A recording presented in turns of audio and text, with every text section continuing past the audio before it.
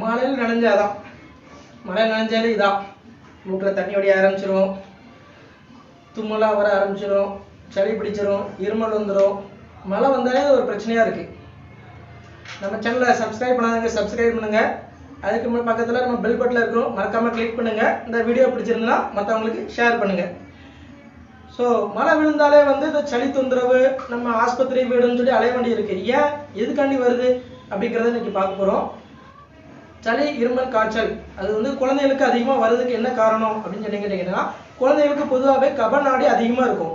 அதனால நோய் எதிர்ப்பு சக்தி உருவாகி கொண்டு இருக்கக்கூடிய நேரங்கள், இந்த நோய் எதிர்ப்பு சக்தி உருவாகிட்டு இருக்கும் போது உடம்புல எந்த விதமான நோய் தொற்றுகள் ஏற்பட்டாலும் நோய் எதிர்ப்பு சக்தி கம்மியாக இருக்கிறதுனால உடனே அவங்களுக்கு அஃபெக்ட் ஆகும். அப்போ நோய் எதிர்ப்பு சக்தி உருவாகிட்டு இருக்கும் போது அதை அதிகப்படுத்தணும். அது அதிகப்படுத்த என்ன பண்ணலாம் அப்படிங்கிறத பார்ப்போம். ஒரு 5 வகையான ஹெர்பல் நம்ம வீட்டிலே கிடைக்கக்கூடியது. ஒன்றும் இல்லை, துளசி, வெத்தலை, மிளகு, மஞ்சப்பொடி, கற்பூரவள்ளி இலை, ஸோ ஓம இலை அப்படின்னு சொல்லுவாங்க. ஸோ இதெல்லாம் நம்ம கஷாயம் போட்டு குழந்தைகளுக்கு கொடுக்கலாம். இது கஷாயம் போட்டு கொடுக்கும்போது குழந்தைகளுக்கு இம்யூனிட்டி பவர் அதிகமாக ஆரம்பிக்கும். உடம்புல இருக்கக்கூடிய கழிவுகள் எல்லாமே வெளியேற ஆரம்பிக்கும். இது மூலமா அவங்களுக்கு நோய் எதிர்ப்பு சக்தி அதிகமாகிறது மட்டும் இல்லாமல் சளி, இருமல், காய்ச்சல் எந்த விதமான பிரச்சனைகள் வராமல் நம்ம தற்காப்புத்து கொள்ளலாம். அது போக நம்ம குழந்தைகளை என்னன்னு கேட்டிங்கன்னா வெயில நல்லா விளையாட விடுறது, மழை காலங்களில் மழையில விழுந்தா குழந்தைகளை மழையில நனைய விடுங்க. மழையில நனையும் போது குழந்தைகளுக்கு இம்யூனிட்டி பவர் இன்க்ரீஸ் ஆகும். அவங்களோட நோய் எதிர்ப்பு சக்தி அதிகமாகி உள்ள இருக்க கழிவுகள்லாம் நம்ம வெளியேற்றும். வெளியேறும்போது நம்ம என்ன நினைப்போம், மழையில் நனைஞ்சோடனே மூக்கில் தண்ணி வடிய ஆரம்பிச்சிட்டு, இருமல் வர ஆரம்பிச்சிட்டு, சளி பிடிக்க ஆரம்பிச்சிட்டு அப்படின்னு நினைக்கும். கண்டிப்பாக அது கிடையாது. மழையில் நனைஞ்சதுக்கு அப்புறம் நம்ம நோய் எதிர்ப்பு சக்தி வேலை செய்ய ஆரம்பிச்சு நம்ம உடம்புக்குள்ள இருக்கக்கூடிய சளி எல்லாத்தையுமே நீர் எல்லாத்தையுமே வெளியேற்றுது. அதனால தான் மூக்கு வழியாக தண்ணி வடிய ஆரம்பிக்கும், இருமி சளியாக வெளியே வர ஆரம்பிக்கும். ஸோ நம்ம அது வெளியே வர்றதுக்கு நம்ம உதவி பண்ணணும். அதை விட்டு போட்டு அது வெளியே வராமல் நம்ம சப்ரஸ் பண்ணி உள்ள அமைக்க வைக்கும் போது பின்னாடி அது பூதாகரமாக ஒரு இழப்புவோ ஒரு ஆஸ்மாவோ இந்த மாதிரி குழந்தைகளுக்கு வர்றதுக்கு வாய்ப்புகள் இருக்கு. அதனால அது வெளியே வர்றதுக்கு நம்ம விட்டுட்டு இந்த மாதிரி கஷாய வகைகளை போட்டு கொடுக்க ஆரம்பிங்க.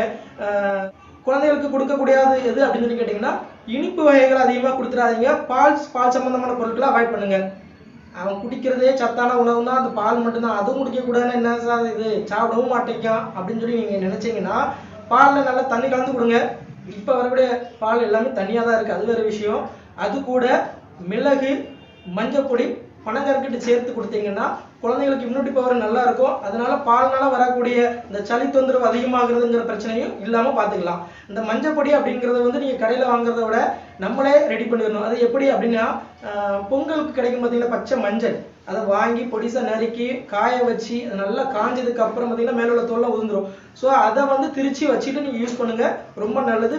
மிளகுமே மிளகு பொடியை வாங்காம மிளகு வாங்கி பவுடர் பண்ணி வச்சுக்கோங்க, இன்னும் நல்லதா இருக்கும். ஸோ இந்த மாதிரி உபயோகப்படுத்தும் போது குழந்தைகள் சளி தொந்தரவு எது இருந்தாலும் இந்த கஷாயங்கள் கொடுக்கும் போது இம்யூனிட்டி பவர் கிடைக்க ஆரம்பிச்சு ஆட்டோமேட்டிக்காக வெளியே இருப்போம். இது போக நம்ம அக்குப்ரெஷர்ல என்ன பண்ணலாம், ஏன்னா கஷாயம் கொடுக்கறதுக்குள்ள போதும் ஆயிரும். ஆனால் அக்குப்ரெஷரோ இல்லை கலர் தெரபியோ சீட் தெரபினா ரொம்ப ஈஸியான ஒரு மெத்தடு. ஸோ அந்த மெத்தட் நம்ம என்ன அப்படிங்கிறத பார்ப்போம்.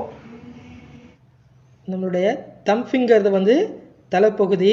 ஸோ இதில் இந்த பகுதியில் தான் நம்ம அழுத்தம் கொடுக்கணும்.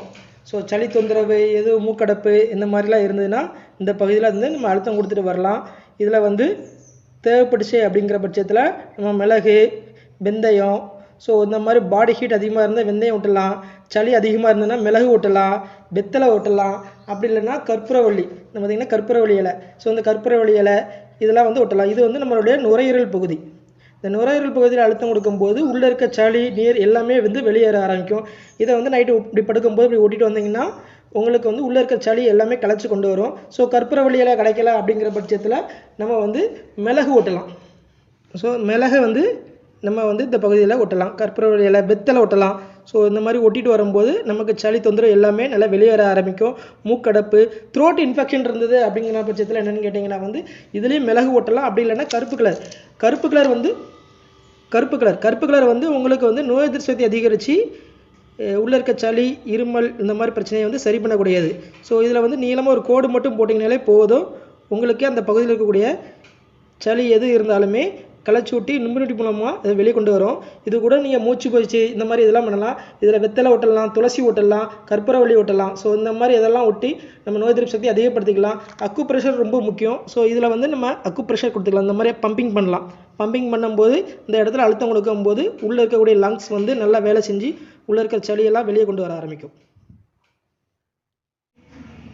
இந்த மாதிரி அக்குப்ரெஷர் மெத்தடை யூஸ் பண்ணி அது கூட துளசி, வெத்தலை, கற்பூரவள்ளி இலை, மிளகு, மஞ்சள் இந்த மாதிரி ஹெர்பலை வந்து நம்ம வீட்டில் கிடைக்கக்கூடிய ஹெர்பலையே வந்து நம்ம கஷாயம் போட்டு கொடுக்கலாம். இல்லை எங்கள் வீட்டில் தூதுவளை இருக்குது, கண்டங்கத்திரை இருக்குது, ஆடத்தோட இலை இருக்குது, இந்த மாதிரி சொன்னீங்கன்னா அதுவும் சேர்த்து நம்ம கஷாயம் போட்டு கொடுக்கும்போது குழந்தைகளுக்கு நோய் எதிர்ப்பு சக்தி அதிகமாக ஆரம்பிக்கும். அக்குப்ரெஷர் புள்ளியும் இந்த கஷாயம் சேர்ந்து கொடுக்கும் மூலமா உங்கள் குழந்தைகளுக்கு இந்த சீசன் மட்டும் இல்லாமல் அடுத்து வரக்கூடிய சீசன்லையும் எந்த விதமான சளி தொந்தரவோ இருமலோ காய்ச்சலோ இல்லாமல் நம்ம பார்த்துக்கலாம். நன்றி.